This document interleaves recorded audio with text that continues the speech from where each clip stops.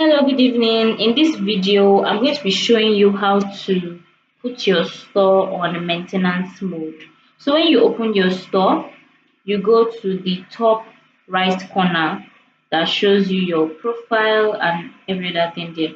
You click on maintenance mode and you set it to maintenance mode. If you want to put a custom message, you can put a custom message. For example, I will write something like, "We will be right back," and then you set to maintenance mode.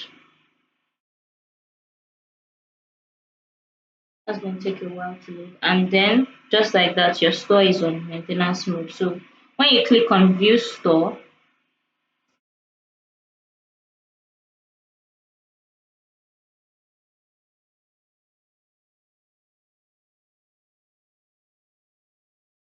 that's what it's going to show you.